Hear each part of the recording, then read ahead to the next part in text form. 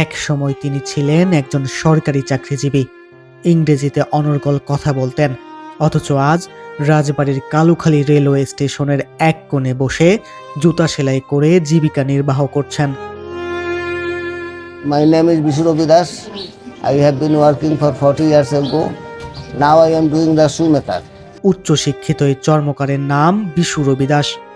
এমন শিক্ষিত একজন জুতা মেরামতকারীর উদাহরণ বাংলাদেশে বিরল। তবে তার এই পেশার পেছনে লুকিয়ে আছে এক করুণ ও বেদনাদায়ক জীবনগাথা।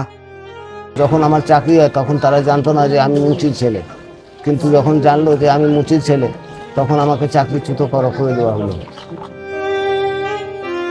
রাজবাড়ির কালুখালী উপজেলার রতনদিয়া ইউনিয়নের মালিয়াট গ্রামের একটি মুচি পরিবারের জন্ম বিশু রবি দাসের।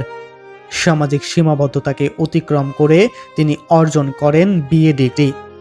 এরপর 1980 সালে একটি সরকারি দপ্তরে অফিস সহায়ক পদে চাকরিতে যোগ দেন।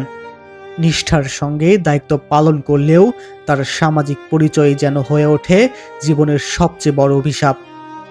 পরিবারের দাবি, তিনি মুচি পরিবারের সন্তান। এ তথ্য জানার পর থেকেই কিছু কর্মকর্তা তাকে তাচ্ছিল্য করতে শুরু করেন।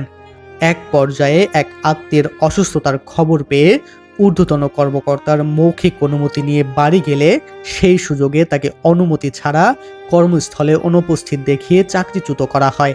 আমার শ্বশুর বিশু রবি দাস, উনি অনেক শিক্ষিত মানুষ, বুঝছেন। ব্রিটিশ আমলে ওনার চাকরি হয়েছিল, আমরা নিযুদাত, এই জন্য ওনার চাকরি চলে গেছে। কারণ আমাদেরও তো ছেলে পেলে আছে, মনে করেন আমরাও তো শিক্ষিত করতেছি অনেক কষ্ট করে, আমরাও তো কোনো মূল্যায়ন পাবো না। তাহলে আমাদের শিক্ষিত করে লাভ কি বলেন? আমাদের কি কোনো লাভ আছে? আমাদের তো কেউই দাম দেয় না। তাহলে উনি শিক্ষিত হয়ে তো ওনার কি মূল্য হইলো? অবশেষে ওনার যে কর্ম সেটা করেই খাওয়া লাগলো না। আর আমরা শিক্ষিত করে সালপাল কি কোনো ভরসা পাবো? কোন আমরা তো অনেক কষ্ট করে মানুষ করতেছি ছেলে পেলে। আমার বাচ্চা তো বিএ পাস করছে, করে চাকরি বাকরি হয়েছে, কিন্তু আমার নিচু জাত বলে দেখা যাচ্ছে যে ওনাকে চাকরির থেকেই বরখাস্ত করে দিয়েছে। চাকরি আর তার পরবর্তীতে আর চাকরি সে পায় নাই।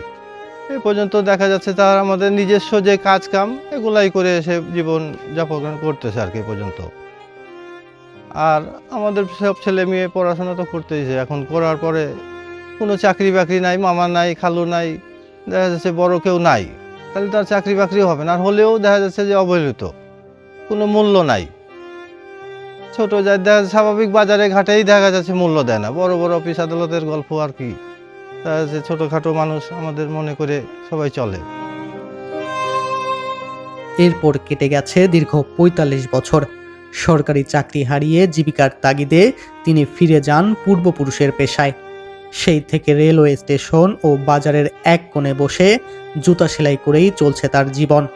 বর্তমানে বয়সের ভার ও নানা জটিল রোগে আক্রান্ত হওয়ায় সেই কাজও আর আগের মতো করতে পারেন না তিনি। যে বয়সে একজন সরকারি কর্মচারীর অবসরের পর পেনশনের অর্থে নিশ্চিত জীবন কাটানোর কথা, সেই বয়সে আজ জীবিকার জন্য সংগ্রাম করতে হচ্ছে তাকে। স্ত্রীকে নিয়ে কষ্টে সৃষ্টে চলছে তার সংসার।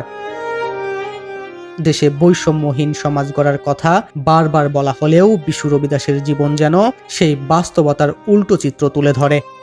একজন উচ্চশিক্ষিত মানুষ, যিনি সরকারি চাকরিও করেছিলেন, আজ জীবনের শেষ প্রান্তে এসে সংগ্রাম করছেন সামান্য জীবিকার জন্য। বিশু রবি দাসের গল্প শুধু একজন মানুষের নয়, এটি সমাজে বৈষম্য, বাঞ্ছনা ও মানবিক মর্যাদার প্রশ্নও সামনে নিয়ে আসে। জাত, পেশা কিংবা পরিচয় নয়, প্রত্যেক মানুষ সমান মর্যাদা ও ন্যায় বিচার পেলে তবে এই বৈষম্যহীন সমাজ গড়ার অঙ্গীকার বাস্তবে রূপ পাবে। আকাশ মাহমুদ, রাজবাড়ী।